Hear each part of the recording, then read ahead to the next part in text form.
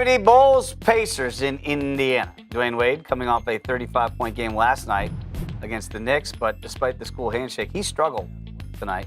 1 of 9 from the field, zippo of 2 from beyond the arc, scored 4 points, or as you would say, 4 pints. That's pints. 4 pints in the game, little points. Late in the third, Paul George gets frustrated at being called for a foul and kicks the ball into the stands. It hit a fan in the face. Can't do that. George will be ejected. Pacers cruise to the victory 111-94. So weird. If you're Paul George, you can't do that anywhere. Is this going to be any more repercussions from this incident? Yes. I think he's going to have to make a public apology. I think he's going to get fined. Yes. For what? Dude, you're winning by 20. And you want to... It's not right if you're losing by 20. Iowa, Penn State, the Nittany Lions, taking care of business on both sides of the ball. 4th and 1 for Iowa. Check out what happens with Jason Kabinda. Oh, Jumps up and over the line to stop the quarterback, forced the turnover on downs. Saquon Barkley, the running back for Penn State. If you're not familiar with this guy, get to know the name. Look at him weaving through traffic. 167 rushing yards. That one went for 57 yards and a score. In the 4th, more Barkley. Versatile as well. Can catch the ball out of the backfield. Look at the end of the run. High stepping into the end zone. Penn State wins easily, 41-14. Just ridiculous time. How about Syracuse and Clemson?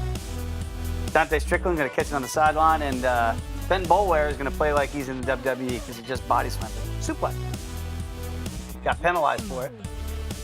Made our show. Pittsburgh and Miami.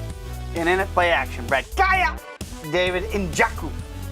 Njoku is no joke. Flip it! Whoa. Wow. Big man getting up and getting down. TCU taking on Baylor. Kyle Hicks takes the handoff, breaks a couple tackles, spin move, and he looks like LaDainian Tomlinson used to wear that number. If you don't tackle like that, you know what happens. What happens? You lose by a lot of points. They did. Let's go to the ice for this Just Ridiculous. Sabres and Senators. Robin Lehner with maybe one of the saves of the year.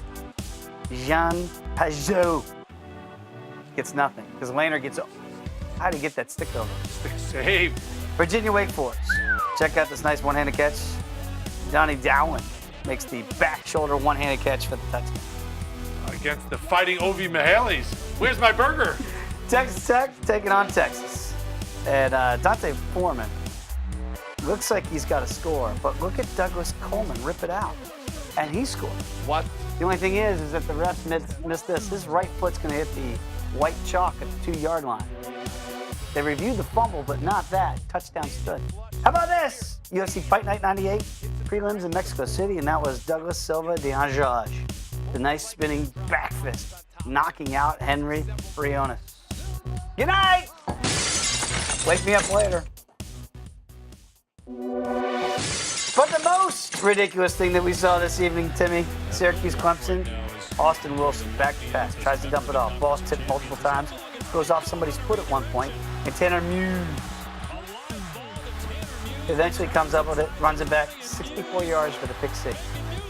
Clemson wins easily, 54-0, but this is bizarre. What? Never give up on the play. You know when this happens? In a game where you're losing 47-0. What else could go wrong? I don't know. The Muse is amused as he goes all the way to the house for the most ridiculous. Blackhawks, we head to the United Center. Let's show you what happened in this matchup on the west side of Chicago. Marian Hossa recently picked up his 500th career goal. Cool. So before the contest, he was honored with a commemorative stick. And take a look at what happened with his daughter. Oh, giving her dad the nose honk right there. Having a little fun. Blackhawks striking first in this one. The captain, Jonathan Taves, notched his first goal of the season. Taves rips that one. He also had an assist on the day. The Blackhawks netminder, Corey Crawford. Strong in between the pipes. Glove save there. 32 saves on the day for Crawford. He got his first shutout of the season. Hawks not done. Hossa to Artem Anisimov. He finds the back of the net. 6th goal of the season for Anisimov. The Hawks shut out the Kings 3-0. So on a day when Hossa was honored prior to the game, the Blackhawks go out there on the ice and get it done. Let's continue taking a closer look at this ball game that resulted in a 3-2 Cubs victory. Brought to you by Tops Now, celebrating baseball's greatest moments as they happen. Bottom 4, Chris Bryant. Sweet swing plus sweet spot equals home run trot. That would get the party started for the Cubs. Anthony Rizzo would follow, sending that one to right field. Just missed the home run. Then it's Ben Zobrist with the line drive single to right. After an Addison Russell infield RBI single, Javier Baez came into this game 2 for 17, trying to get himself going. He would lay down an infield bunt.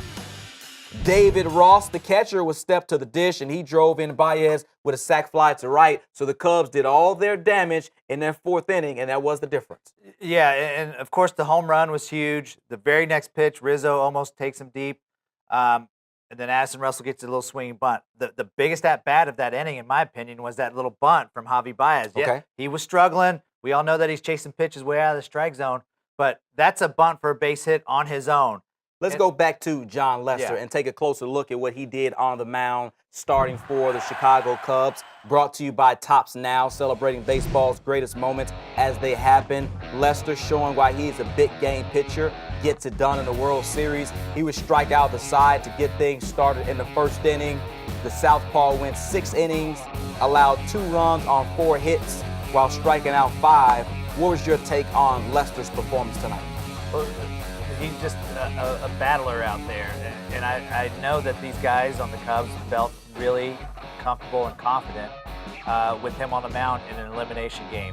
He was to me locked in from the get-go, especially that 1st inning. He punches out the side, then he gives up the solo home run. And a lot of times that just takes you totally out of your game because it deflates the crowd. You're behind again in the World Series. But after that solo home run, he just kept on dealing.